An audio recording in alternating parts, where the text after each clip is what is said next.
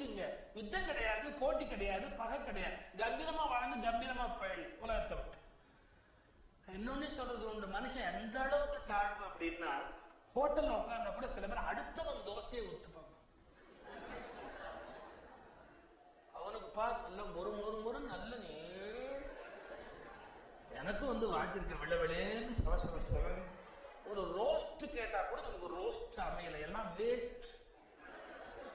இது ஹோட்டல் தானே, உனக்கு அண்ணன் தான் கூப்பிடு, சர்வரை கூப்பிடு, பேரரை கூப்பிடு, இந்த இடத்துன்னு போயிட்டு அந்த ஆள் வச்சிருக்கேன். அதே மாதிரி பண்ண அவர் என்ன பில் கொடுக்குறோம் அதுதானே நான் கொடுக்க போறேன். அது மாதிரி இருக்கணும், பொன் கலர்ல இருக்கணும். எடுத்துன்னு போ.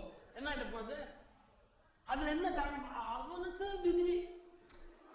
அதுல இன்னும் சில பேர் சேர்த்து சொல்லுவா என்னன்னா, நமக்கு எது நல்லா வாய்ச்சது இது வாய்க்கிறதுக்கு, எது நல்லா வாய்ச்சது இது நல்லா வாய்க்கிறதுக்கு அப்படின்னு. இது என்ன தாழ்வு மனப்பான்மை? மற்றவாளுக்கு கிடைக்கிறதுலாம் வசதி.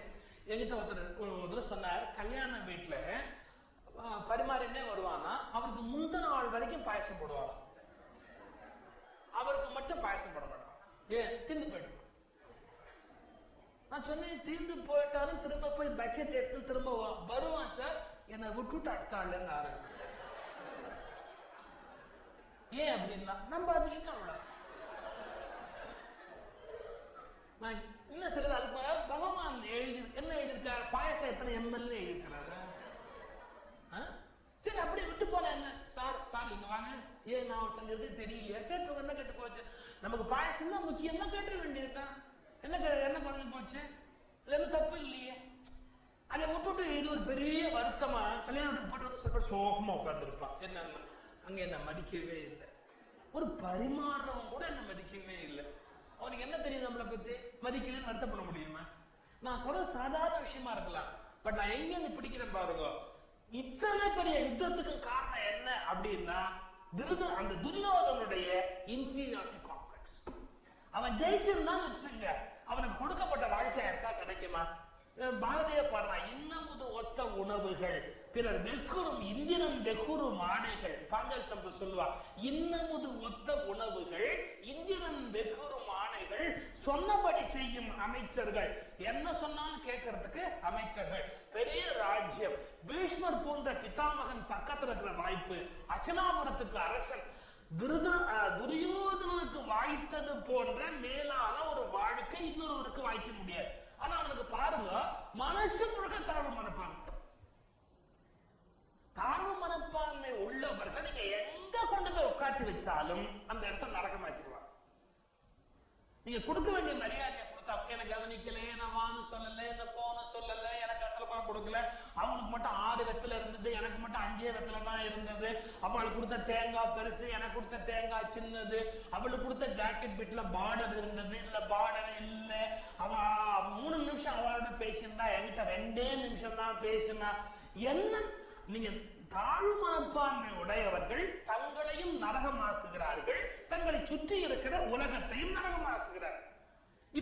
இவ்வளவு பெரிய துரியோதனுடைய சிக்கலுக்கு என்ன? அந்த ஒரு வார்த்தையில் இருப்பாரு, 7 அக்ரோனி சேனை நிஜமாவே எவ்வளவு கம்மி, 11 அக்ரோனி சேனை நிஜமாவே எவ்வளவு ஜாஸ்தி. சரி, பாண்டவர்கள் பக்கத்துல 6 இருக்காங்க, எல்லாம் ஆண் கம்மி. அவங்க பக்கத்துல 6 இருக்காங்க, எல்லாம் பெரிய ஆட்கள். என்ன சொல்லணும்? என்னுடைய வலிமையான சேனைன்னு சொல்லணுமா இல்லையா? இல்ல. இந்த தாழ்வு மனப்பான்மை காரணமா சொல்லலாம். பாண்டவருடைய பெரிய சேனையை பாருங்க, அவனுக்கு கிடைச்சிட்டது பெரிய விஷயம், பெரிய சேனையை பாருங்கள். ஆனா பெரிய பாண்டவர் சேனையை பாருங்கள்னு சொல்லி வர்ணிக்க ஆரம்பிக்கிறான். எப்படி? இதோ வீரர்கள், தீரர்கள், வில்வித்தைக்காரர்கள், இப்படி பலர் இருக்கிறார்கள். யுயுதானன், பிராடன், மகாரதனாகிய துருபதன், திருஷ்டகேது, சேகிதானன், காசிராஜன், ருஜித், குந்திபோஜன், மரிதுருள் சிங்கம் போல விளங்குகின்ற சைல்யன், வல்லவன், உதாமன்யு, உத்தமோஜர், இப்படி வரிசையா லிஸ்ட் சொல்ற. சுபத்திரையின் மகன், திரௌபதியின் மக்கள், இவர்கள் அனைவருமே தேர்போரிலே வல்லவர்கள். இவங்க அத்தனை பேரும் தேர் வச்சு யுத்தம் பண்ணுவதிலே, ரத்தம் செலுத்துவதிலே வல்லவர்கள். இவர்களை எல்லாம் பாருங்கள். அப்படி எதிர்த்தரப்ப வர்ணிச்சுட்டு அப்புறம் சொல்றான், இனி நமது படைக்கு வாருங்கள். யாருக்கு இவ்வளவு? துரோணாச்சாரியாரிடத்திலே துரியோதனன் பேசிக்கொண்டிருக்கிற டயலாக். பேசுகிற போது முதல்ல எதிர்த்தரப்ப பாருங்கள்னு சொல்லிட்டு பிறகு நம்முடைய படைக்கு இப்போது வாருங்கள்லாம். இது அடுத்த ஹியூமன் சைக்காலஜி பாரு. தன்னை பற்றி முதலில் சிந்தித்து விட்டு பிறகு எதிரியை பற்றி சிந்திக்கிறவர்கள் மேலானவர்கள். எப்போதும் எதிரியை பற்றி சிந்தித்து விட்டு தன்னை பற்றி சிந்திக்கிறவர்கள் வெல்லவே முடியாது. ஏன்னா அவனுடைய காம்ப்ளெக்ஸ் முழுக்க அவங்க மேலே இருக்கு, பார்வை முழுக்க அவங்க மேலே இருக்கு. அவன் இன்னும் தன்னோட பலம் என்ன, தன்னோட சக்தி என்ன, தன்னுடைய ஆற்றல் என்ன உணரவே. இப்ப நாம ஜெயிக்கணும் லைஃப்ல அப்படின்னா முதல்ல நம்ம பலம் என்ன நாம கண்டுபிடிக்கணும். இதை விட்டுட்டு எதிரியினுடைய பலத்தையே முழுக்க பார்க்கணும். வலி எறிதல்னு சொல்லலாம் திருக்குறள்லயே. என்னன்னா தன்வலி எதிர்வலி எல்லாம் தூக்கித்தான் ஆராய்ச்சி செய்யும். கரெக்ட். பட் நீங்க அதையே பார்த்து பிரமிச்சுக்கிட்டே இருந்தா நம்முடைய வலிமை என்னன்னு எப்படி தெரியும்? நம்ம ஆற்றல் என்ன, திறமை என்ன, நாம ஜெயிக்கிறதுக்கான வழிமுறை என்ன தெரியாம இப்ப இன்னும் கூட 2020 இந்தியா ஒரு பெரிய வல்லரசு ஆகணும்னு நம்முடைய குடியரசுத் தலைவர் கனவு காண்றார். 2020 இந்தியா ஒரு பெரிய சூப்பர் பவரா வளர்ந்த நாடா மாறிடணும், ஏழ்மை இருக்கக்கூடாது கனவு காண்றார். ஆனா இந்தியா முன்னேறாம இருக்கிறதுக்கு அடிப்படையில் என்ன ஒரு முக்கியமான காரணம் தெரியும்? முக்கியமான காரணம் சின்ன ஜோக் அது. அப்புறம் அந்த விஷயத்துக்கு வரும். சர்க்கஸ் நடந்தது. சர்க்கஸ்ல ஆனைய ஸ்டூல் மேல ஏற்றி நிறுத்திடுவாங்க பார்த்திருக்கேன். சின்ன ஸ்டூல், அது பெரிய உடம்பு. இந்த ஸ்டூல் மேல ஏன்னா துதிக்கை மேல தூக்கிக்கும். துதிக்கை மேல தூக்காம பேலன்ஸே கிடைக்கும். கஷ்டப்பட்டு நிற்கும். பக்கத்துல அந்த பாகன் நிப்பான், சர்க்கஸ்ல ரிங் மாஸ்டர் அப்படி நிப்பான்.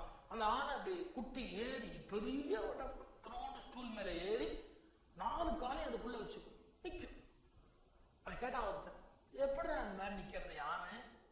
ஒரு ஸ்டூல் மேல ஏறி இவ்வளவு பெரிய யானை ஸ்டூல் மேல நிக்கிறது அப்படின்னு ஒரு கேட்டான். உடனே ஒரு இந்தியன் சொன்னா, நான் அப்படி கேலி பண்றேன் தப்ப, நான் அப்புறம் விஷயத்துக்கு வரேன். இந்தியன் மென்டாலிட்டி என்னன்னா அப்படியே பார்த்துட்டு ஆனை எப்படி ஸ்டூல் மேல ஏறி நிக்கிறது? ஓ, இதான் விநாயகர் மகிமைன்னா. ஏன்னா நம்ம மைண்ட் செட் ஃபுல்லாவே ரிலிஜன் பேஸ்டு தான். அடுத்த திங்கிங் நமக்கு இன்னும் போகல. சோ ஒரு பகவானோட அனுகிரகத்தால ஆனைங்கிறது விநாயகர், அதான் ஸ்டூல் மேல ஏறி நிக்க முடியாது. இவருடைய மைண்ட் செட் சொல்லி முடிச்சா. ரஷ்யால இருந்து ஒரு பையன் வந்திருக்கான். அவங்கிட்ட கேட்டா, எப்படா இந்த ஸ்டூல் மேல இவ்வளவு பெரிய ஆனை நிக்கிறதுன்னா, அந்த ரஷ்யன் குழந்தை சொன்னா, அந்த பக்கத்துல ஒரு அங்குசத்தோட நிக்கிறான்ல, ஆமா அவங்கிட்ட பயந்துகிட்டு நிக்குது. ரஷ்யன் பையன் பயந்தான். அப்போ அந்த பாகனை நகர்த்தியோடு ஸ்டூல உதைச்சிடணும். பாகன் அந்த அங்குஸ்டோட நிக்கிறான்ல, அவன் நகர்த்திட நடத்த விட்டு ஸ்டூல உதைச்சிடும், கட்டுப்படாது. சோ அவனுக்கு பயந்து நிக்குது, அவன் நகர்த்தின காரியம் முடிஞ்சு போயிடும்னா. ரெண்டாவது, ஒரு அமெரிக்கன் சைல்டு, ஒரு சில்ட்ரன், அதை கூப்பிட்டு கேட்டான், எப்படா இத்தனோண்டு ஸ்டூல் மேல இவ்வளவு பெரிய யானை நிக்கிறதுன்னு. அதுக்கு அந்த அமெரிக்கன் சைல்டு சொல்லிச்சு, யானை ஏன் நிக்குதுன்னா அதுக்கு தன் பலம் என்னன்னு தெரியல. தன் பலம் தெரிஞ்சது பாகனை உண்டு இல்லைன்னு ஆக்கியிருக்கும். தன் பலம் தெரிஞ்சது அந்த ஸ்டூல் மேல ஏறி நிக்காது. தன் பலம் தெரியாததால இப்படி கூனி குறுகி நிக்குதுன்னா, இந்தியா வல்லரசா ஏன் ஆகல தெரியுமா? இந்தியர்களுக்கு தன் பலம் என்னன்னு தெரியல. தெரிஞ்சா ஸ்டூல நிக்கமா. இதை விட வளமான நாடு கிடையாது. இவ்வளவு இன்டெலெக்சுவல் உலகத்தில் வேற எந்த பகுதியிலும் கிடையாது. இவ்வளவு ஞான பொக்கிஷம் வேற எந்த மண்டுக்கும் கிடையாது. வாரன் ஹேஸ்டிங்ஸ் இந்தியாவுக்கு வந்துட்டு பகவத்கீதையை படிச்சுட்டு அதுக்கப்புறம் எழுதுறான். என்ன எழுதுறான் தெரியுமா? ஒருவேளை நாம் இந்தியாவை இழக்க நேர்ந்தாலும் கூட இந்த பகவத்கீதை இங்கிலாந்துக்கு பயன்படும். நாம் இந்தியாவை இழக்க நேர்ந்தாலும் கூட இந்த ஞான பொக்கிஷத்தை இழக்கக்கூடாது. ஏன்? இந்த பகவத்கீதை இங்கிலாந்தினுடைய வலிமைக்கு பயன்படும். இங்கிலாந்தின் வலிமைக்கு பகவத்கீதை பயன்படும் என்று வாரன் ஹேஸ்டிங்ஸுக்கு புரிகிறது. இந்தியாவில் எத்தனை பேருக்கு புரிகிறது? நமக்கு நம்ம பலம் தெரியல. இந்த மாதிரியான ஐடி இண்டஸ்ட்ரி இருக்கக்கூடிய அறிவு, தொழிலதிபர்கள், பெரிய நீர்வளம், நிலவளம், உழைக்கும் வர்க்கம், அறிவு சார்ந்த படிப்பு அறிவு உடைய லேபரர்ஸ், இவ்வளவு பெரிய சுதந்திரம் வேற எங்கேயாவது கிடைக்குமா? ஆனால் நம்ம இன்னும் முன்னுக்கு வரல. ஏன் வரல? நம்ம பலம் என்ன நமக்கு தெரியல. ஏன்? முதல்ல நாம பார்க்க வேண்டியது நம்ம பலம் என்னன்னு. நம்ம என்ன பண்றோம்? எப்பவுமே எதிர்த்தரப்போட பலத்தை பார்க்கிறோம்.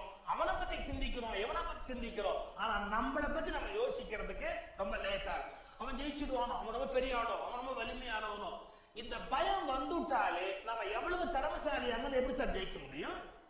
இப்போ அந்த துரியோதன மனோபாவம் பாருங்க. ஃபர்ஸ்ட் நேரேஷன் யாரை பத்தி? தன்னை பத்தி சொல்லல, எதிர்த்தரப்பு தான் ஆரம்பிச்சான். அவங்க எல்லாம் ரொம்ப பலசாலி, பெரிய படை, இவ்வளவு பேர் இருக்கிறாங்க, இவ்வளவு சொல்லி முடிச்சுட்டு சொன்னாங்க, இனி நமது படைக்கு வாருங்கள். அதுதான் இனி. அப்ப அவனுக்கு செகண்ட் தான் இது. பிரைமரி திங்கிங் எதை பத்தி? எப்பவுமே எதிர்த்தரப்பை பத்தி. எதிர்த்தரப்பை பத்தி ரொம்ப யோசிக்கிறவர்கள் எப்பவுமே ஜெயிக்க முடியாது. ஏன்? அவங்க அந்த கவலையிலே தொட்டு போவாங்க. தன் தரப்பை பற்றி யோசிக்கலன்னு அர்த்தம். இப்ப யோசிக்கிறான், கடைசியா யோசிக்கிறான், இரண்டாம் பட்சமா யோசிக்கிறான். நம்முடைய படைக்கு வாருங்கள். யார் யாரு? கௌரவ சேனையின் நாயகன் என்ற முறையில் நம்மிலே சிறந்தோரையும் தெரிந்து கொள்ளுங்கள். இருபிறப்பாளரில் மேலானவர். இருபிறப்பாளரில் மேலானவர் தான் அந்தனருக்கு இருபிறப்பாளர்னு பேரு. துஜான் 2 பிறப்பு அவங்களுக்கு. துரோணர் இருபிறப்பாளர், அந்தனர் குலம். அதனால இருபிறப்பாளர் மேலானவரே அவர்களை உங்களுக்கு காட்டுகிறேன். நான் இப்ப அவங்க எல்லாம் யார் யாரு அப்படிங்கறத உங்கள் முன்பு நான் கொண்டு வந்து காட்டுகிறேன். இந்த இடத்துல சின்ன ஒரு அனாலிசிஸ். இப்ப நாம துரியோதனுடைய சைக்காலஜி என்னன்னு சொல்லிட்டோம். பாண்டவர்கள் பட பெருசுன்னு நினைக்கிறான், தன்னுடைய பட சிறுசுன்னு நினைக்கிறான். இந்த 2 விஷயம் பார்த்துட்டோம். இப்ப மூணாவது, துரியோதனனுடைய படையில தீயவர்கள் இருக்கிறார்கள் பல பேர். படை எண்ணிக்கை கூட இருக்கு. பாண்டவர்கள் தரப்புல எண்ணிக்கை கம்மியா இருக்கு. ஆர் ஜெயிச்சா? பாண்டவர்கள் ஜெயிக்கிறார். எண்ணிக்கை நியூமரிக்கல் ஸ்ட்ரெங்த்னு பார்த்தா பாண்டவர்கள் கம்மி. ஆனா அவங்க ஜெயிச்சாங்க கடைசியில. பின்னாடி துரியோதனன் ஜெயிக்கல. சரி, இன்னைக்கு நாட்டுல அதர்மம் இருக்கு. நான் அப்படியே பிரிச்சு சொல்றேன். நாட்டுல நிறைய அதர்மம் நடக்கிறது. அதர்மம் நடக்கிற போது கண்டிச்சு பேசுறவர்கள், எழுதுறவர்கள் என்ன சொல்றாங்க? ஒரு காலத்துல சார் நாடெல்லாம் நல்லா இருந்தது, தர்மம் எல்லாம் நல்லா இருந்தது, இப்பெல்லாம் எல்லாம் கெட்டு போச்சு, இப்பெல்லாம் ஒண்ணும் பண்ண முடியாது, நாம ஒண்ணும் தர்மத்தெல்லாம் நிலைநாட்ட முடியாது, நாடு ரொம்ப கெட்டு குட்டிச்சோரா போச்சு, ஒண்ணும் மாற்ற முடியாது அப்படி. இது ஒரு தப்பான ஸ்டேட்மெண்ட். எல்லா காலத்திலுமே அயோக்கியர்கள் இருந்திருக்கிறாங்க, எல்லா காலத்திலுமே நல்லவர்கள் இருந்திருக்கிறார். நீங்க இப்ப இந்த கணக்குப்படி பார்த்தீங்கன்னா அயோக்கியர்கள் எண்ணிக்கை அந்த மகாபாரத காலத்துல கூட, யோகியனுடைய எண்ணிக்கையின் கணக்குல கம்மி. ஆனா எண்ணிக்கையும் கம்மியா இருந்த யோகியர்கள் எண்ணிக்கையில் அதிகமாக இருந்த அயோக்கியர்களை ஜெயித்திருக்கிறார்கள். இன்னைக்கு இந்தியாவில தர்மத்தை மறுபடியும் நிலைநாட்டி ஒரு பொற்காலத்தை உண்டு பண்ணணும் அப்படின்னா இங்க இருக்கிற யோக்கியமானவர்கள் அயோக்கியர்களை ஜெயிக்க முடியும்னு நம்புறாங்களா? என்ன சொல்றாங்க தெரியுமா? நம்மளால ஒண்ணும் பண்ண முடியாது, அவங்க ஸ்ட்ராங்கா இருக்காங்க, அவங்க முன்னாடி நம்மளெல்லாம் ஊத்திடுவாங்க, பொட்டலம் கட்டிடுவாங்க, ஒண்ணு இல்லாம ஆக்கிடுவாங்க. நாம பிள்ளை குட்டிக்காரனா இருக்கிறோம்ப்பா, நாம எல்லாம் ஒண்ணும் பண்ண முடியாது, அவங்க ரொம்ப பவர்ஃபுல்லா இருக்கிறாங்க. யாரு? அயோக்கியம் ரொம்ப பவர்ஃபுல்லா இருக்கிறாங்க. எந்த காலத்துல தான் பவர்ஃபுல்லா இல்ல? எந்த காலத்துல தான் எப்படி பவர்ஃபுல்லா இல்ல? இப்ப சொல்லட்டுமா இருக்கான உண்மை என்னன்னு? அந்த காலத்துல நல்லவங்க இருந்தாங்க, அவங்களுக்கு நல்லது மேல இருந்த கன்விக்ஷனும் தான் பின்பற்றுகிற நல்லது ஜெயிக்கும்னு அவங்களுக்கு இருந்த உறுதியான நம்பிக்கையும் இன்னைக்கு நல்லவங்களுக்கு இல்லை. நல்லவங்க தாழ்வு மனப்பான்மையில் இருக்கிறாங்க. எங்க வரும் பாத்தீங்களா? துரியோதன போன்ற அயோக்கியன் அன்னைக்கு தாழ்வு மனப்பான்மையில் இருந்தா தோத்து போயிட்டா. இன்னைக்கு நல்லவங்க தாழ்வு மனப்பான்மையில் இருக்கிறாங்க. இருக்கலாமா? என்னன்னா நம்மளாம் ஒன்னும் ஜெயிக்க முடியாது சார், ஏதோ சொல்லுவோம், கேட்கிறவன் கேட்கலாம், கேட்காதவன் போட்டு, அதெல்லாம் கேட்க மாட்டான். ஏன்? நல்லவங்களுக்கு எப்படி இந்த மாதிரி ஒரு டிஜெக்டட் மூடு வந்தது? நல்லவங்களுக்கு எப்படி இன்ஃபீரியாரிட்டி காம்ப்ளெக்ஸ் வரலாம்? நல்லவங்களுக்கு எப்படி இந்த மாதிரியான ஒரு தாழ்வு மனப்பான்மை வரலாம்? இப்ப சொல்றேன், நல்லவர்கள் தாழ்வு மனப்பான்மையை தாண்டி வெளியில் வந்து விட்டால் இந்தியா 2020 வல்லரசாக மாறும். நல்லவங்களுக்கு தாழ்வு மனப்பான்மை முதல்ல போகணும். சார் அயோக்கிய எவ்வளவு தூரம் அவனுடைய விஷயத்துல உறுதியா இருக்கிறார், ரவுடி பாய் அவங்க விஷயத்துல அவ்வளவு உறுதியா இருக்கிறார், நல்லவங்க அவங்க விஷயத்துல உறுதியா இருக்க வேண்டாமா இல்லையா? நல்லவங்க உறுதியா இருந்தாலும் ஜெயிக்க முடியும், நல்லவங்க எனக்கு உறுதியா இல்ல. அது நல்லதுதான், ஆனா அதெல்லாம் இந்த காலம் கலிகாலம் சார், காலம் கலிகாலம் எல்லாம் நாம சொல்லி நடக்கவா போ. தயவு செய்து அப்படி நினைக்காது. ஏன் நல்லவங்களுக்கு இன்பீரியாரிட்டி காம்ப்ளெக்ஸ் ஏற்பட்டதுதான் இந்த நூற்றாண்டின் சாபக்கு. அவங்க அந்த இன்பீரியாரிட்டி காம்ப்ளெக்ஸை தாண்டி வெளியில வந்து நாம சொன்னதையும் உலகம் ஏத்துக்கும், நாம சொன்னதை இந்த உலகம் கேட்கும், நாம சொல்றது இந்த உலகம் பின்பற்றும்னு நம்பி கன்விக்ஷனோட சொல்ல ஆரம்பிச்சா ஈடுபடும். நீங்க பாருங்க, ஒரு நாஸ்திகனுக்கு இன்னைக்கு அவன் சொல்ற விஷயத்துல இருக்கிற அடாவடித்தனமான உறுதி ஆஸ்திகனுக்கு இருக்கா? அவன் இப்ப மீட்டிங் போட்டு பெரிய மைக் வச்சுக்கிட்டு ஊர்வலம் வச்சுக்கிட்டு கண்ணாங்க பின்னாடி திட்டுறான். அவனுக்கு ஒரு உறுதி இருக்கு, ஒரு அடாவடித்தனம் இருக்கு, ரவுடித்தனமே இருக்கு, உறுதியா சொல்றான். கடவுள் இல்லைன்னா இல்ல, அடரா உதடா எல்லாம் பேசுறான்.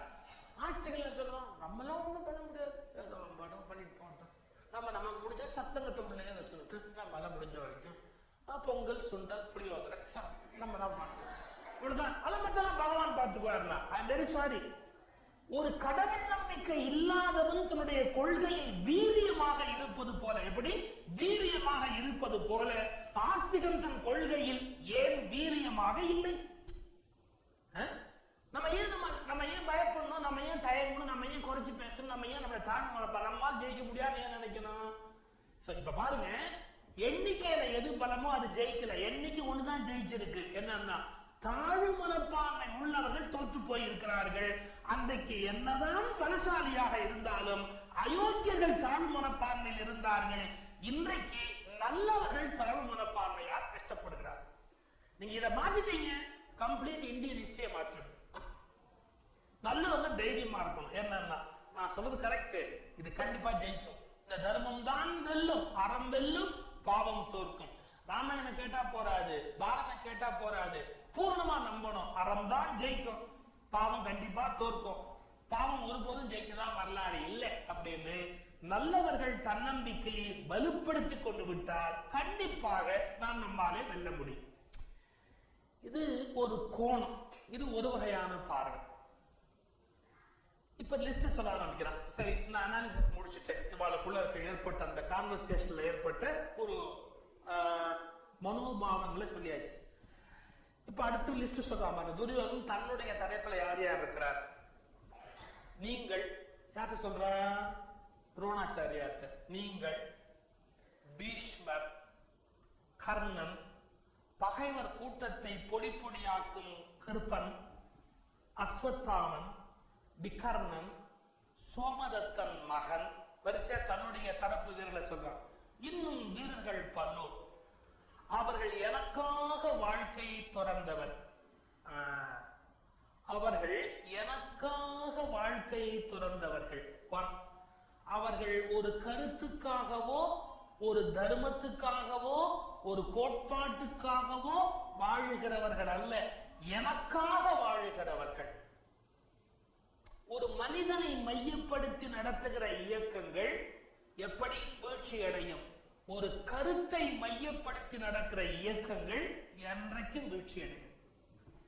இப்ப நான் என்னுடைய வருத்தத்தை நான் இந்து மதத்துல நான் சொல்ற பகுதி என்னன்னா, நம்முடைய இந்து மதத்துல கான்செப்டை மையப்படுத்தி வேத காலத்து ரிஷிகள் வளர்த்தார்கள். எப்படி?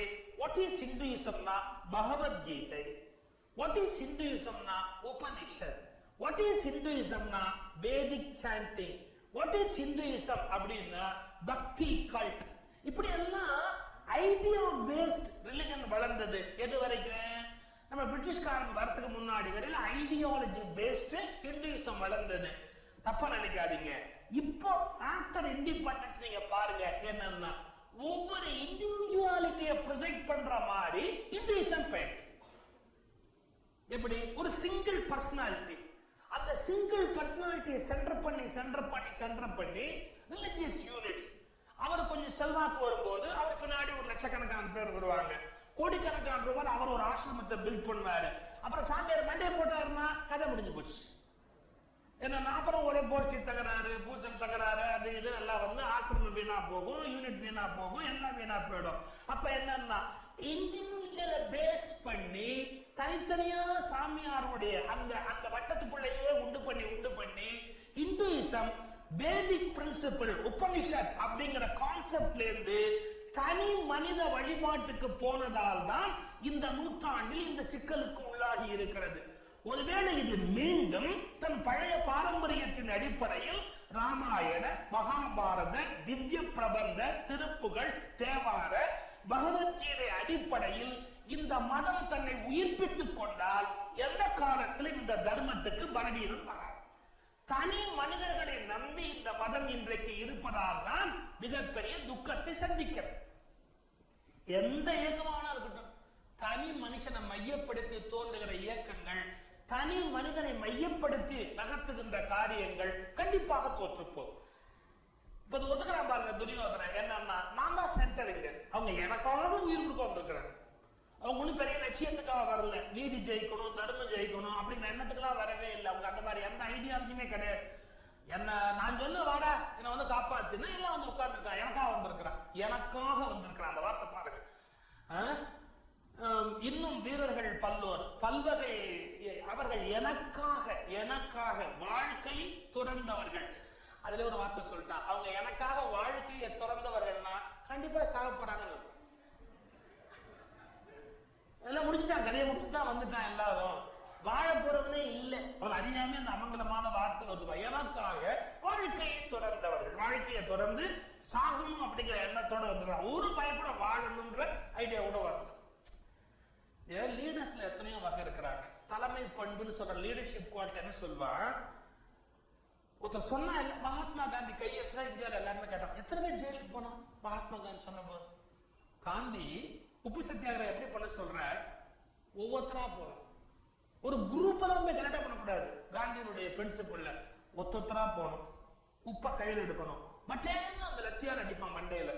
மயங்கி கீழே விழுந்த உடனே அடுத்த ஆள் வந்து அடி வாங்கினவனை கொண்டு போய் ஒரு ஓரத்துல படுக்க வச்சு அவனுக்கு மருந்தெல்லாம் போட்டுட்டு அடுத்த ஆள் போகணும். அவன் அடி வாங்குறத பார்த்ததுக்கு அப்புறம் அடுத்த ஆள் போக முடியுமா? ஒரு மாபு மென்டாலிட்டியை உண்டு பண்ணி காந்தி வந்து அந்த போராட்டத்தை வைக்கல. அவர் என்ன சொல்றாரு பாருங்க, ஒருத்தன் அடி வாங்கினா 2 பேர் அள்ளிட்டு வந்து மருந்தெல்லாம் போட்டு ஒரு ஓரத்துல படுக்க வச்சுட்டு அந்த 2 பேர் அப்புறம் தனித்தனியா போனோம். அவன் அடி வாங்கினா அடுத்த ஆள் கொண்டு போய் போட்டுட்டு திரும்பி அவன் அடி வாங்க போனோம். இப்ப எவ்வளவு தூரம் போலீஸ்கார அடிப்பான், ஒவ்வொருத்தரா அடி வாங்கணும்.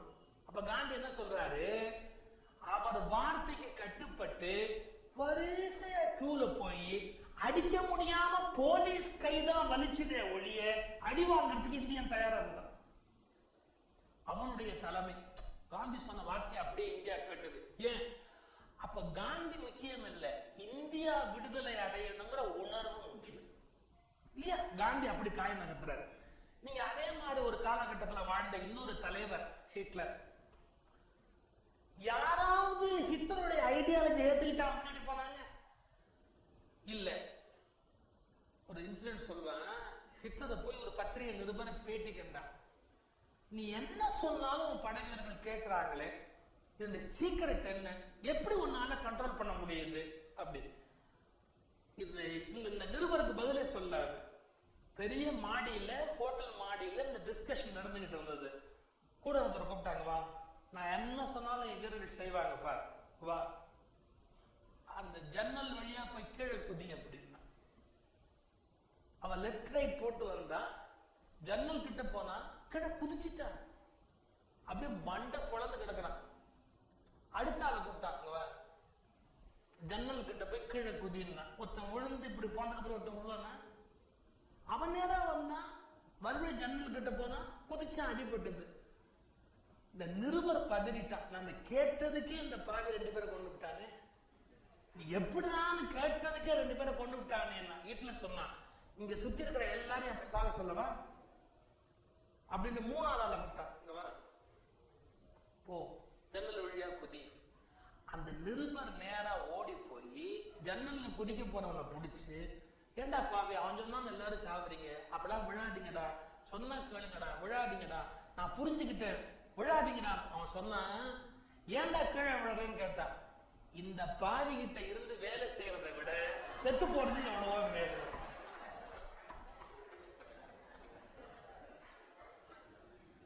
இப்ப நான் சொன்ன டிஃபரன்ஸ், எனக்காக உயிர் விட வந்தவர்கள்னு துரியோதனன் சொன்ன வார்த்தை ஹிட்லருக்காக உயிர் விட வந்தான் பாருங்க, அவனுக்கு தான் பண்ண. இன்னொரு குரூப் சொன்ன பாருங்க, பாண்டவர்களுக்கு வந்தவர்கள் மகாத்மா காந்திக்காக போய் தடியடி வாங்கி கொண்டு வந்த அந்த தேச தியாகிகளுக்கு பொருந்தும். அவங்க காந்தியின் உத்தரவுக்கு கட்டுப்பட்டு செய்யவில்லை, லட்சியத்துக்கு கட்டுப்பட்டு செய்தார்கள். இவர்களோ ஹிட்லருக்கு பயந்து கொண்டு செய்தார்கள். அப்ப உலக வரலாற்றுல காந்தி பெற்ற இடம் என்ன, ஹிட்லர் பெற்ற இடம் என்ன?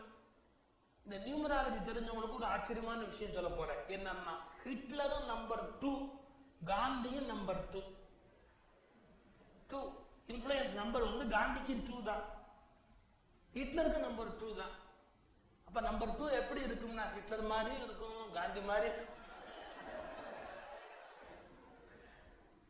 பெரிய கன்ஃபியூஷன். ஹிட்லருடைய குரியல்ச்சி என்ன, காந்தியுடைய அஹிம்சை என்ன? ஆனா நம்மால சொன்ன காந்தி கிட்டத்தட்ட குரியல் தான். ஏன்னா இவள் என்ஃபோர்ஸ், அவன் என்ன ஃபீல் பண்ணாத இருக்கு. பட் நல்லது நல்லது பிடிவாதமா சொல்லுவார். வேப்பலை சட்னியை நல்லா அரைச்சு வச்சு சாப்பிடுவார். இத்தனை தேவனாவிட்டான்.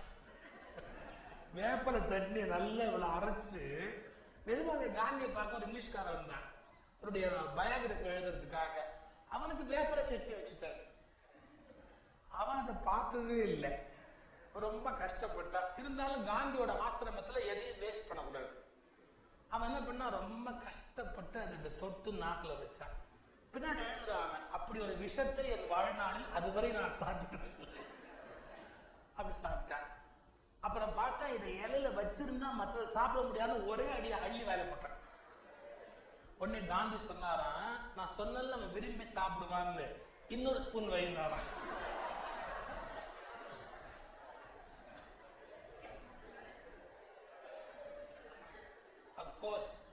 வேப்பல உடம்புக்கு நல்லதுதான். காந்தி எப்படின்னா தூய நன்மைய பிடிவாதமா வற்புறுத்துறது. ஹிட்லர் எப்படின்னா தன்னுடைய புகழுக்காக, தன்னுடைய ரேஸ் வசந்ததுங்கிற தியரிக்காக யாரெல்லாம் அழிக்க தயாரா இருந்தா. காந்தி அழிக்க தயாரா இல்லை, எல்லாரையும் ஆக்குவதற்கு தயாராக இருந்த தலைவர் மகாத்மா காந்தி. யாரெல்லாம் அழிக்கிறதுக்கு தயாரா இருந்த தலைவர் ஹிட்லர். காந்தி தன்னை அழிக்கிறதுக்கு தயாரா இருப்பார், பண்டிகை எடுப்பார், உண்ணா நோன்பு இருப்பார். ஆனா எந்த காலகட்டத்தில் இன்னொரு அழிக்கிறதுக்கு அவர் தயாரா இருக்க மாட்டார். இது ஒவ்வொருத்தருக்குள்ள இருக்கிற முரண்பாடு. ரெண்டு பேருமே நம்பர் இன்ஃப்ளூயன்ஸ் 2 தான். நான் ஒரு பெரிய சின்ன ஒரு அனாலிசிஸ் தான் சொல்லிட்டு வரேன், அவ்வளவுதான். பட் துரியோதனுடைய மனோபாவம், எனக்காக உயிர்விட துணிந்தவர்கள், எனக்காக உயிர்விட துணிந்தவர்கள். ஆனா காந்தி எனக்காக சொல்லல, இந்த நாட்டுக்காகங்கிறது அந்த வித்தியாசம் பாரு. அந்த கோணம் பாண்டவர் படை ஒரு கொள்கைக்கு அணிவகுத்து இருக்கிறது. இவனுடைய படையோ ஒரு தனி மனிதனை பாதுகாப்பதற்காக இருக்கிறது. நீங்கள் இன்னும் கொஞ்சம் நான் சொல்வதை ஆழமாக நோக்கினால், இன்றைக்கு இந்திய வாழ்வியலில் பலர் பலவிதமான இயக்கங்களை நடத்தி கொண்டிருக்கிறார்கள். பலர் பலவிதமாக நாட்டுக்கு உழைப்பதாக சொல்லிக் கொண்டிருக்கிறார்கள். நீங்கள் ஊன்றி கவனிக்க வேண்டும். நாட்டுக்காக இயக்கம் நடத்துகிறவர் எத்தனை பேர், தன்னை தக்க வைத்துக் கொள்வதற்காக இயக்கம் நடத்துகிற எத்தனை பேர், இதை புரிந்து கொண்டு நாம் வாக்களிக்க தொடங்கினால் 2020 இந்தியா வல்லரசாக மாறும். தன்னை காப்பதற்காக இயக்கம் நடத்துபவர் எத்தனை பேர், நாட்டை காப்பதற்காக இயக்கம் நடத்துபவர் எத்தனை பேர், இது எப்ப ஞாபகத்தில் இருக்கும்? நமக்கு ஓட் பண்ற போது ஞாபகத்தில் இருக்கணும். தனக்காகவா நாட்டுக்காகவா? பாண்டவர்கள் ஒரு இயக்கத்துக்காக, லட்சியத்துக்காக. துரியோதன் தன்னை காப்பதற்காக. எனக்காக வாழ்க்கையை துறந்தவர்கள், பல்வகை கணைகளும் கலங்களும் பெற்றவர்கள், எல்லோரும் போரில் வல்லவர்கள். இதுக்கு அடுத்த வார்த்தை தான் நெருடலான வார்த்தை. ஆயினும் குருதேவா, ஆனாலும் கூட என் குருவே, குருதேவா, பீஷ்மரால் கட்டி காக்கப்படும் நமது சேனை, நம்முடைய சேனை யாராலே பாதுகாக்கப்படுகிறது? இவர்தான் வாத்தியாரு, இருந்தாலும் இப்ப பீஷ்மர் தான் சேனாதிபதி. அதனால பீஷ்மரால் கட்டி காக்கப்படும் நமது சேனை கண்ணுக்கு நிறைவாக இல்லை. இதான் துரியோதனுடைய ஆழ்மானம். எனக்கு நம்ம திருப்தியா இல்லை. எனக்கு ரொம்ப திருப்தியா இல்லை. என்ன காரணம்? தாழ்வு மனப்பான்மை உடையவர்கள் திருப்தி அடைவதில்லை. இரண்டாவது பாயிண்ட் என்னன்னா, அகங்காரம் உடையவர்கள் வாழ்வில் எப்போதும் நிறைவடைவது. நீங்க என்ன சரியா மனசே சரியில்லை, எனக்கு திருப்தியாவே இல்லை அப்படின்றாங்க. அப்ப என்ன போச்சு? எனக்கு திருப்தியாவே இல்லை, இந்த திருப்தி அடையவே முடியாது. இப்ப சொல்றான் பாருங்க, 11 அக்ரோனி சேனை, பிதாமகனாகிய பீஷ்மரால் கட்டி காக்கப்படுகிற சேனை, இவனுக்காகவே உயிர் கொடுப்பதற்காக வந்திருக்கிற அத்தனை வீரர்களை உள்ளடக்கிய சேனை. அதை பார்த்து ஒரு கமெண்ட் பாஸ் பண்றான் பாருங்க. என்னன்னா, எனக்கு நம்ம பீஷ்மரால் கட்டி காக்கப்படும் நமது சேனை கண்ணுக்கு நிறைவாக இல்லை, எனக்கு திருப்தியா இல்லை, அது மனசுக்கு சந்தோஷமா இல்லை. பீமனால் காக்கப்படும் பாண்டவர் படையோ, பீமனால் காப்பாற்றப்படும் பாண்டவர் படையோ அங்கு இங்கு இல்லாதபடி எங்கும் நிறைந்திருக்கிறது. தாழ்வு மனப்பான்மை, அகங்காரம், அது பீமனால் பாதுகாக்கப்படுகிற படையனா. இங்கே பாருங்க, அங்க என்ன பீமனை சேனாதிபதி டிக்ளேர் பண்ணிட்டாங்களா? இல்ல. இல்ல என்ன தெரியுது பாருங்க, அங்க தர்மன் முறையில மூத்தவன், ஆனா கண்ணனுடைய வழிகாட்டுதல் படிதான் யுத்தம் நடக்குது. ஆனா யுத்தத்தினுடைய ஹீரோ யாருன்னா அர்ஜுனன் தான். நீங்க பாத்துங்க, டெக்னிக்கல் லீடர் யாரு அப்படின்னு கேட்டா, யாரு டெக்னிக்கலா லீடர்? தர்மன். ஏன்னா அவர் மூத்தவர், பட்டாபிஷேகம் பின்னாடி பண்ணிக்கிறாரு. அப்ப தர்மருடைய ஆளுகைக்கு உட்பட்ட சேனை. சரி, அப்படியே நீங்க நியாயம் பேசுறதா இருந்தா, தர்மர் ஒண்ணுமே இல்ல, டம்மி சார், கிருஷ்ணனா வழிகாட்டுறாருன்னா கிருஷ்ணனால் பாதுகாக்கப்படுகிற சேனை தான் சொல்லணும். சரி, உண்மையான ஹீரோ யார் அங்க உள்ளுக்குள்ள? அர்ஜுனன். அர்ஜுனனால் நடத்தப்படுகிற சேனைன்னு சொல்லணுமா இல்லையா? மூணையுமே யூஸ் பண்ணவே இல்லை. இப்ப என்னன்னா, இப்ப நம்ம நாட்டுல ஒரு மரியாதைக்கு சொல்றாங்க, குடியரசுத் தலைவர் பெயரால எல்லாத்தையும் சொல்லுவோம். ஏன்னா அவர்தான் உங்களுக்கு டெக்னிக்கலா அவர் தான் லீடர், குடியரசுத் தலைவர். அடுத்தது யாரு? இல்ல பிரைம் மினிஸ்டர் சொல்லுவோம். ஒரு பிரைம் மினிஸ்டர் நடத்துறது அப்படின்னு பிரைம் மினிஸ்டர் சொல்லுவோம். பிரைம் மினிஸ்டரை ரொம்ப இன்ஃப்ளூயன்ஸ் பண்ணக்கூடிய ஒரு பர்சன் இருந்தான்னு வச்சுங்க, நிஜமாவே அவர் தான் என்ன ஷோ பண்றாருன்னா அவரை சொல்லுவோம். மூணாவது, மூணு சம்பந்தம் இல்லாத ஒரு ஆளை சொல்லுவோமா? இப்ப சொல்றான் பாருங்க, மூணு சம்பந்தம் இல்லாத ஆளை சொல்றா. யாரு? பீமனால் நடத்தப்படுகிற சேனை. அப்ப என்ன அர்த்தம்? அங்கே துரியோதனனுடைய மனதில பாண்டவர்கள் அவன் எதிரியா நினைக்கிற ஒரே ஆள் பீமன் தான். அவனால சகிச்சுக்க முடியாத ஆளு பீமன் தான். அவன் பயப்படுற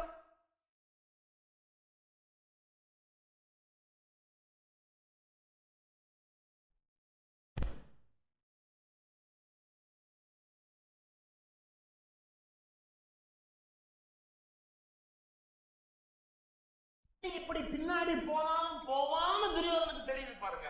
ஏன்? அவன் யோசிக்கிறவன், சிந்திக்கிறவன். பீமன் சிந்திக்கிறவனே கிடையாது. எடுத்தன மூர்க்கன் தான். ஒரு விஷயம் சொல்லியாச்சுன்னா சொன்னது தானே.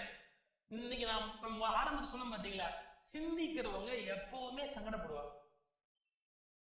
ஏன்? சரிதான், ஆனா சரியா இருக்கிறத நான் பண்ணா அவங்க எல்லாம் வருத்தப்படுவாங்க.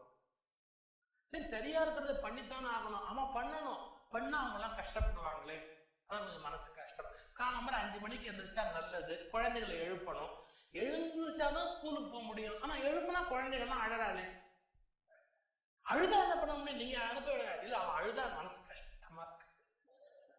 சரி, அப்ப ஸ்கூலுக்கு லேட் அப்ப வெளியே நிறுத்திடுவானே. சரி, அப்ப நீங்க ஏதாவது ஒண்ணுதானே பண்ண முடியும். அதாவது என்னையும் பண்ண முடியலன்னு தான் நமக்கு ரொம்ப வருத்தமா. இவன் என்னை தான் திருப்தியா இருப்பான், திருப்தியா இருக்க மாட்டான். ஏன்? சிந்திக்கிறேன். இன்னைக்கு ஒரு பெரிய உண்மை பாருங்க, யோசிக்காதவன் என்னைக்குமே சௌக்கியமா இருக்கிறான், யோசிக்கிறவன் என்ன கஷ்டப்பட்டு இருப்பான். அர்ஜுன சிந்திக்கிறவன், அது இது கரெக்டா தப்பா, இப்படி பின்பற்றலாமா பின்பற்றக்கூடாதா, அதை பண்ணணுமா இதை பண்ணணுமா, 1000 கேள்வி உண்டு. பீமனுக்கு கேள்வி அடி அடி, அவ்வளவு. தர்மர் கூப்பிட்டு அடிக்காத அடிக்காத அடிக்காத, அவ்வளவு. தர்மர் சொல்லிட்டாருங்கிறதுக்காக ஏன் அடிக்கப்படாதுங்கிறது கிடையாது, அடிங்கிறதுக்காக ஏன் அடிக்கணுங்கிறது கிடையாது. அவனுக்கு என்னன்னா, அவனுக்கு சரீரம் வலிமையானது, அவனுக்கு மூர்க்கமான ஒரு மிருக இயல்பு உண்டு. ஆனா மனித இயல்பு என்பது சிந்தித்தல். மனுஷன் எப்போ சிந்திச்சுக்கிட்டே இருப்பான். 3 ஸ்டேஜ் இருக்கு சார். முதல்ல மிருக இயல்பு, மிருகம் எல்லாம் ஃபைட் பண்ணிக்கிட்டே இருக்கும். நீங்க இந்த டிஸ்கவரி சேனல்ல அனிமல் பிளானட்டும் நீங்க பார்த்தீங்கன்னு வச்சுக்கோங்க, ரொம்ப கம்மியான பேர் தான் பார்ப்பான். எங்கிட்டயும் உத்தரவு, நீங்க டிவில வர்றீங்களே, எதுல என்ன அனிமல் பிளானட்ல குடும்பம் பிடிச்ச மனுஷன். பட் எனக்கு ரொம்ப பிடிச்சது அதுதான். நான் டிவி ஆன் பண்ணாலும் டிஸ்கவரி சேனல் அனிமல் பிளானட் தான் பார்ப்பேன். ஏன்? அதுல வரதெல்லாம் மேக்கப்பே போடாது. ரெண்டாவது பொய்யெல்லாம் சொல்லாது. இயல்பான் அதோட இயல்புப்படி அப்படியே இருக்கும். நீங்க பாருங்க, மிருகங்களை காட்டுறோம். ஏன் அவங்க சண்டை போட்டுக்கிறாங்க? அவங்க எல்லாம் killing for living, living for killing ஒரு ப்ரோக்ராம் போடுவான். ஒன்னொன்னு கொண்டு வாழ முடியுது, ஒன்னொன்னு அடிச்சுட்டே இருக்கும். கங்காரம் ஒன்னு அடிக்கும், மாடு ஒண்ணு முட்டிக்கும், ஆனை ஒன்னோட ஒண்ணு சண்டை போடும். ஏன் என்னெல்லாம் தெரியாது. அதுக்கு லைஃப் ஸ்டைலு அவ்வளவுதான். அது சிந்திக்காது. நம்ம எதுக்காக சண்டை போடணும், எதுக்காக என்ன அடிக்கணும், எதுக்காக காயப்படுறோம், அதெல்லாம் ஒண்ணு யோசிக்கவே தெரியாது. இது மனுஷனுக்கு இல்லையா? அப்ப மிருகத்தில் மனுஷன் எப்ப மாறுறான்? சிந்திக்கும் போதுதான் மாறுறான். இந்த சிந்திக்காத இயல்பு இது ஒரு இயல்பு. சிந்தித்து கொண்டே நல்லது செய்ய நினைக்கிற இயல்பு மனித இயல்பு. ஆனா என்னன்னா, இது மாதிரி யுத்தத்துல ஈடுபட்டாலும், கவனிங்க, இந்த மாதிரி யுத்தத்துல ஈடுபட்டாலும் பாதிக்கப்படாத தெய்வீக இயல்பு கிருஷ்ணனுடைய இயல்பு. இப்ப அர்ஜுனுக்கு என்ன சிக்கல் தெரியுமா? அவன் பீமன் மாதிரி மூர்க்கனும் அல்ல, கண்ணனை மாதிரி ஞானியும் அல்ல. இப்ப கண்ணன் இவ்வளவு விளையாட்டா பண்ணிட்டு இருக்கான். இவன் ரெண்டு பேரும் சண்டை போடுறான், ரெண்டு பேரும் வேண்டியவன். அவன் சிரிச்சுட்டே உட்காந்துருக்கான். ரெண்டு பேரும் சாங்கறான், ஒருத்தன் அடிச்சுக்கிறான். ஏன்டா? இது ரொட்டீன் அப்படின்ட்டு. நீங்க பெரிய ஹாஸ்பிட்டல்ல டாக்டர் வந்து ஒவ்வொரு பேஷண்ட்டுக்கும் அழுவாரு. ஒவ்வொரு பேஷண்ட்டுக்கும் டாக்டர் அழுதுகிட்டு இருந்தா அவர் அடுத்த ஆபரேஷன் பண்ண முடியுமா? கடவுள் பார்ப்பார், நல்லா கவனிப்பார், ஜெயிச்சுட்டு எல்லாம் ஸ்வீட் கொடுத்தா தேங்க்யூ போயிட்டான். ஒருத்தர் என்ன பண்ண முடியும்? பில்லு வேணா குறைச்சிக்கிறாங்க. நீங்க வேணா ஒரு 5,000 தள்ளி கொடுத்துருங்கப்பா, ஏன்னா உங்களுக்கு அடக்கம் பண்ற செலவு இருக்கு இல்லையா, அது நான் கொடுத்துதான் இருக்கட்டும் அப்படின்னு போங்க அப்படிம்ப. ரொம்ப உட்காந்து வருத்தப்பட முடியாது. ஏன்? அவரு 1000 பேர் ஹாஸ்பிட்டலுக்குள்ள வரா, 1000 பேர்ல 800 பேர் சொஸ்தமாயி போறான், 200 பேர் ஒரு மாதிரி இன்வாலிடா வெளியே போறான், ஒண்ணு இல்லாம போறான். இதுக்கெல்லாம் டாக்டர் வருத்தப்பட முடியுமா? அப்ப ஞானி ஆயிட்டான் அவன். அதே மாதிரி பிரபஞ்சத்தின் இயல்பை சாட்சி மாத்திரமாய் பார்த்து கொண்டிருக்கிறவன் பகவான். சோ இதனால அப்செட் ஆக முடியாது, அவன் அழ முடியாது, இதெல்லாம் வருத்தப்பட முடியாது. இவன் ரெண்டு பேரும் சண்டை போட்டுக்கிட்டு ஒருத்தன் சாவறதுங்கிறது அவனுக்கு ரொம்ப சர்வசாதாரணமான விஷயம். அவனை பொறுத்த வரைக்கும் அவன் எழுதின டிராமால இது 7வது சீன். நீங்க 7வது சீன் பாக்குறவெல்லாம் புழிஞ்சு எழுவான். அந்த எழுத ஸ்கிரிப்ட் ரைட்டர் எல்லாம் நல்லா அழறான், நான் நினைச்சபடி எல்லாம் கரெக்டா அழறான். யாரு? ரைட்டர் உட்காந்து சந்தோஷப்பட்டு இருப்பான், அவன் நினைச்சபடி எல்லாரும் பாக்குறவெல்லாம் அழறானேன்னு. ஆனா மத்தவங்க உட்காந்து எழுதுன்னு இருப்பான் இல்லையா? அதனால பகவான் சாட்சி மாத்திரமா பார்க்கிற ஞானி. பீமன் யாருன்னா மிருகம், அவனுக்கு வருத்தமே கிடையாது. என்ன ஆச்சரியம்னா, பீமனும் சண்டை போடுவான், கிருஷ்ணனும் சண்டை போடுவான். பீமன் மூர்க்கத்தனமா சண்டை போடுவான், ஒண்ணும் பாதிக்கப்பட மாட்டான். கிருஷ்ணன் ஞானத்தோட சண்டை போடுவான், பாதிக்கப்பட மாட்டான். சோ ரெண்டு பேர் செயலும் ஒண்ணு, ஆனா மனோநிலை வெவ்வேறு. இந்த அர்ஜுன யாருன்னா இவன் பாதி பீமன் பாதி கிருஷ்ணன். சோ இவனால சண்டை போடாம இருக்க முடியாது, போடவும் முடியாது. சண்டை போட்டுட்டு சந்தோஷமா இருக்க முடியாது. இந்த குழப்ப நிலையில இந்த இடம் ஆரம்பமாகுது. அர்ஜுனுடைய மனோநிலை அங்கிருந்து ஆரம்பமாகுது. ஏன் இப்ப அர்ஜுனன் எடுத்துட்டான்னா, அர்ஜுனன் தான் நம்ம எல்லாருக்கும் கணக்கு பார்த்தா ஒரு ஆவரேஜான ரெப்ரசன்டேட்டிவ் யாருன்னா அர்ஜுனன் தான். ஏன்? நாம எல்லாம் கிட்டத்தட்ட பீமனும் இல்ல கிருஷ்ணனும் இல்லை. அப்படி குரூரமா ஒருத்தரை கொண்டு போடுற அளவுக்கு உங்க மோசம் இல்லை. ஏன் என்ன யோசிக்க மாட்டோம். ஆனா என்ன, சில பேரை சாகடிக்காம விடவும் மாட்டோம். ஆனா என்ன, ஐயோ இதெல்லாம் பண்ண வேண்டியிருக்கே வருத்தப்பட்டுன்னு இருப்போம் இல்லையா? அப்ப என்ன பண்ணணும் நமக்கு தெரியல. நமக்கு ஒரு வழிகாட்டுறதுக்கு ஒரு ஆள் இருந்தா பரவாயில்லை அப்படின்னு தோணும். இந்த அர்ஜுன மனோபாவம் தான் இடைப்பட்ட மனோபாவம். பீமனுடைய மனோபாவம் மூர்க்கமானது. துரியோதனை தேர்ந்தெடுத்தான் பாருங்க. நமக்கு அங்க சரியான ஆள் யாருன்னா பீமன் தான். சோ இது அர்ஜுனனால் காப்பாற்றப்படுகிற சேனைன்னு சொல்லல, கண்ணனால் காப்பாற்றப்படுகிற சேனைன்னு சொல்லல, பீமனால் காக்கப்படும் பாண்டவர் படையோ அங்கு இங்கு எனாதபடி எங்கும் நிறைந்திருக்கிறது. இந்த இடத்துல இன்னொரு இன்டர்பிரேஷன் திங்க் பண்ணணும்.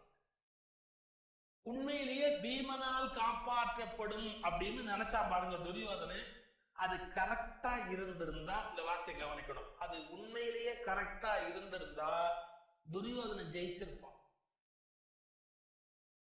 பீமனால் காப்பாற்றப்படும் பாண்டவர் படை இவன் கணக்கு சரியா இருந்திருந்தா யார் ஜெயிச்சிருப்பா? துரியோதனன் ஜெயிச்சிருப்பான். அது பீமனால் காப்பாற்றப்படுகிற படை அல்ல, அது கண்ணனால் காப்பாற்றுகிற படை என்பதால் தான் முடிவு மாறிவிட்டது. எப்படி சார்? பாருங்க, நான் நடுவில் மட்டும் திரும்பி போயிட்டு வரேன். அர்ஜுன வில்ல கீழே போட்டு ஓடணும்ல, அவன் வில்ல கீழே போட்டு ஓடும் போதே பகவான் சரி இந்த பையில திட்டு நீங்க போடாம விட்டுருந்தான்னு வச்சுங்க, என்ன இருக்கும்? சரி இப்படித்தான் இருப்பான், ஒண்ணும் பண்ண முடியாது, போட்டும், இந்த யுத்தம் நடந்தா என்ன நடக்காட்டி என்ன. அப்படி பகவான் தலையிடுவான் என்பதும் அர்ஜுனுடைய மனதை பூரணமாக மாற்றுவான் என்பதும் அர்ஜுனை மீண்டும் வேகமாக போரிட வைப்பான் என்பதும் முற்றிலும் எதிர்பாராதது, முற்றிலும் திட்டமிடப்படாதது, யாராலும் கணிக்க முடியாதது. இவன் என்ன நினைக்கிறான்? பீமன் தான் எதிரி, சண்டைக்கு வருவான், அவன் பலசாலி, அவன் எப்படி எல்லாம் அழிக்கிறான், எப்படிலாம். இதே கரெக்டா நடந்திருந்தா பீமனை துரியோதனன் ஜெயித்திருந்தாலும் ஆச்சரியப்படுவதற்கு இல்லை. ஆனால் கண்ணன் அர்ஜுனனை மீண்டும் போருக்கு தூண்டிதான் அந்த யுத்தத்தை வெற்றியுடையதாக ஆக்கினான். அப்போ துரியோதனன் கணக்கு கரெக்டா இருந்திருந்தா கண்டிப்பா அவனே ஜெயிச்சிருப்பான். பீமனால் காப்பாற்றப்படுகிற சேனை அது பீமனால் காப்பாற்றப்படுகிற சேனையே அல்ல, அது கண்ணனால் காப்பாற்றப்படுகிற சேனை என்று கதை மாறியதால் தான் துரியோதனால் ஜெயிக்க முடியவில்லை. நான் எதுக்காக சொல்லிட்டு இருக்கிறேன்? நீங்க லைஃப்ல பிளான் பண்ணுவீங்க, என்ன இது இப்படி போய் இப்படி காய் நகர்த்தி இப்படிலாம் பண்ணிட்டா அந்த சொத்து நமக்கு வந்துடும். நடுவுல ஒரு பயம் வருவான், அவன் யாருமே தெரியாது, அவன் அந்த சொத்தை வாங்கி வச்சுட்டு நம்மள தெருவில் கூட நிற்கணும். நம்ம இவ்வளவு காய் நகர்த்தி இருப்போம், இப்படிலாம் பண்ணிட்டு அதெல்லாம் பண்ணிட்டு அந்த சொத்தை நமக்கு வந்துடும் அப்படின்னா சம்பந்தம் இல்லாம ஒரு ஆள் குறுக்க வந்து நின்று அந்த சொத்தை முழுக்க அவன் அனுபவிச்சுட்டு இருப்பான். சமயத்துல அது அட்வொகேட்டா கூட இருக்கும். நம்ம கொஞ்சம் கூட எதிர்பார்க்க மாட்டோம். இது மாதிரி எத்தனை தடவை லைஃப் நடந்து யோசிச்சு பார்த்தோமா? அதாவது நாம போட்டுக்கிற என்டையர் பிளான் கம்ப்ளீட்டா ஒருத்தர் டிவியேட் ஆயிருக்கும். அந்த ஆளை பத்தி நம்ம கற்பனையே பண்ணிருக்க மாட்டோம். இது நடக்கும் அப்படின்னு நாம கற்பனையே பண்ணிருக்க மாட்டோம். அதுதான் என்னன்னா அதுதான் பகவத் சங்கல்பம். உள்ள ஒருத்தனை விட்டு திடீர்னு ஏன்ட்ட கதையை மாத்திருவான். அந்த மாதிரி கடவுள் இன்னொருவரை கொண்டு வந்து உள்ள விடுவார், இல்ல என்டையரா மாற்றி விடுவார், என்டையரா அவருடைய போக்கு திருப்புவார். இதெல்லாம் நாம எட்டி சிந்திக்கிறது இல்லை. இதை யோசிக்க வேண்டிய இந்த இடம். இப்ப சொல்லிட்டாங்க, இந்த சேனையை நீ காப்பாத்துற, பீஷ்மர் காப்பாத்துற, அந்த சேனையை பீமன் காப்பாத்துறான். ஆனாலும் எனக்கு திருப்தியா இல்லை. பாண்டவர் படையோ அங்கு இங்கு என்னாதபடி எங்கும் நிறைந்திருக்கிறது. நல்லது, நீங்கள் அனைவரும் அவரவர் அணிவகுப்பின்படி எல்லா இடங்களும் நின்று கொண்டு பீஷ்மரையே கண்காணியுங்கள். எல்லோரும் பீஷ்மரை பார்த்து கொண்டு அவர் என்ன கருதுகிறாரோ அது போலவே நடந்து கொள்ளுங்கள் அப்படின்னு ஒரு அறிவுரையை வேற துரியோதனன் சொல்லி